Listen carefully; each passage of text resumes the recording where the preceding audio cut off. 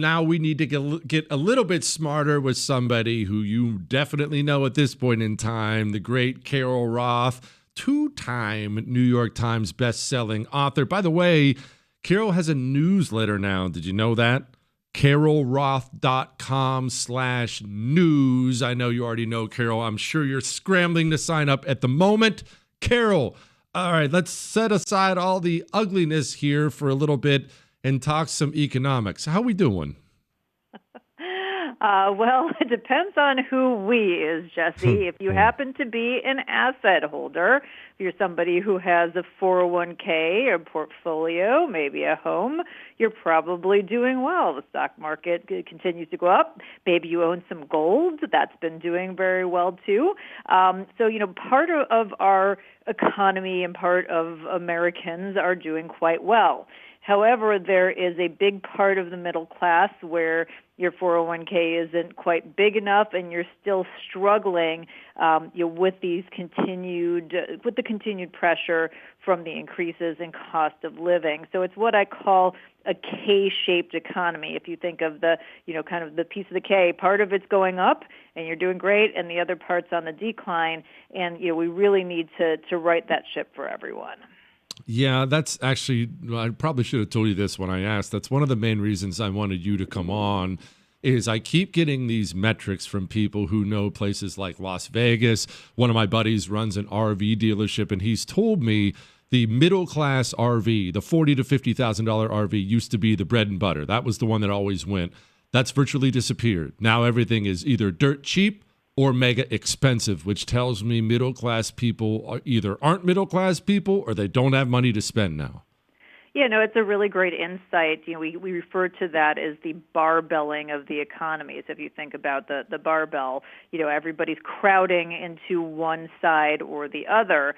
And unfortunately, we've been through, the past 4 years of Biden administration. We had such a huge increase in inflation that really wrecked the cost of living for most people, and at least in the middle class. And we didn't have wages that kept up at the same pace.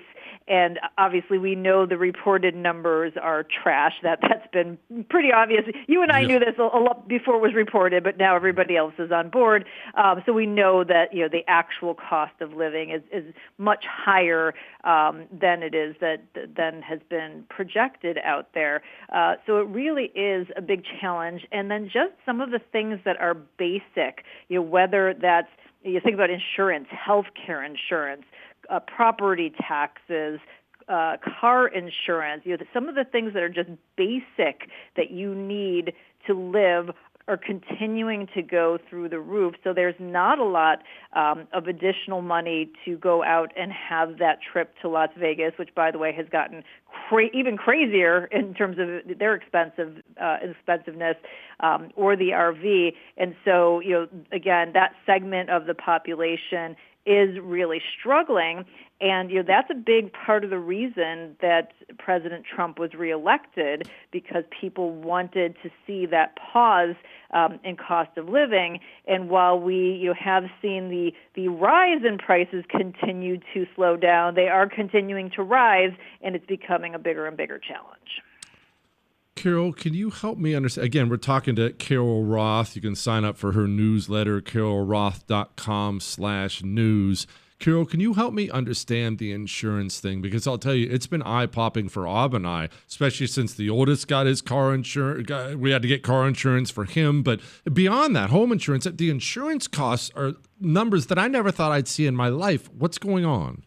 Yeah, I mean, I think it's an excellent question. Certainly in parts of the country, we've seen wildfires, in California. We've seen, hurricane and similar damage in Florida. And, so some of those areas, we understand why there would be an increase in cost of insurance, because there have been a lot of losses that need to be reclaimed.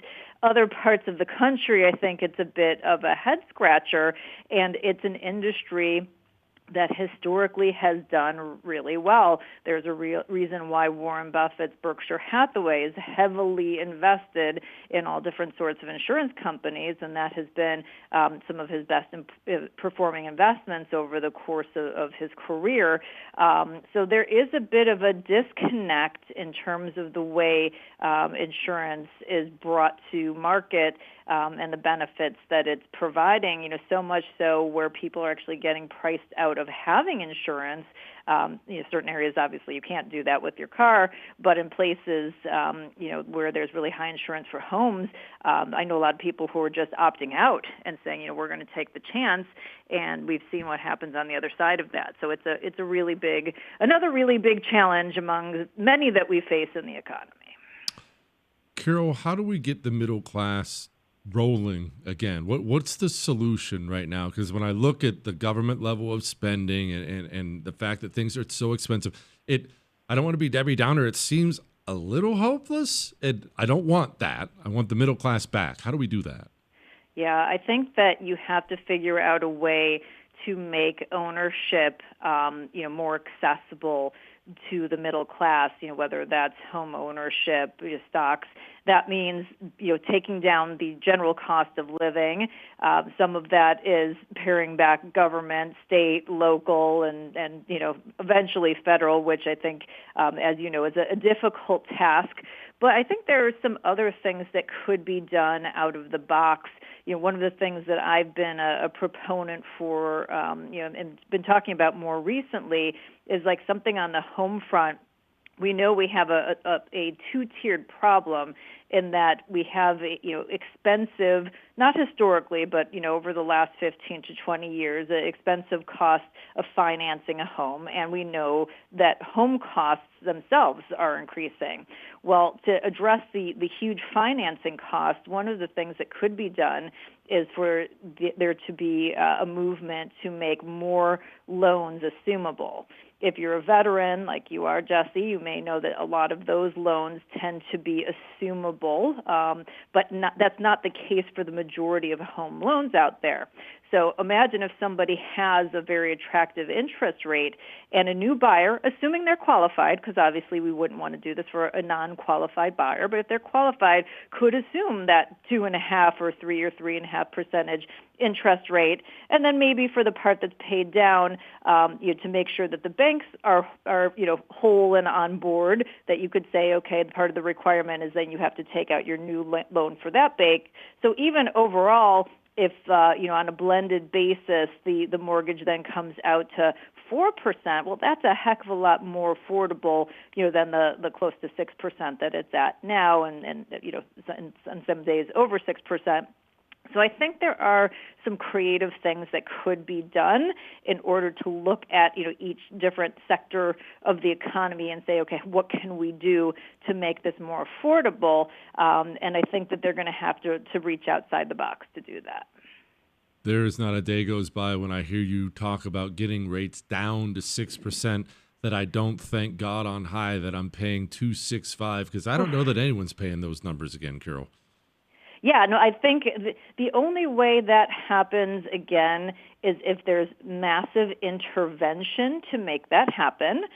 There could be a push like there was before to suppress interest rates, but we know what happens on the outside of that is that you get inflation, and this is what happened the last time, is that means that the asset prices are going to increase. So yes, you'll get the lower interest rate, but now the home's going to be even more expensive, and your cost of living is going to be more expensive, and your property insurance is going to be, if you can even believe it, more expensive, and property taxes. So that's the downside of doing something like that.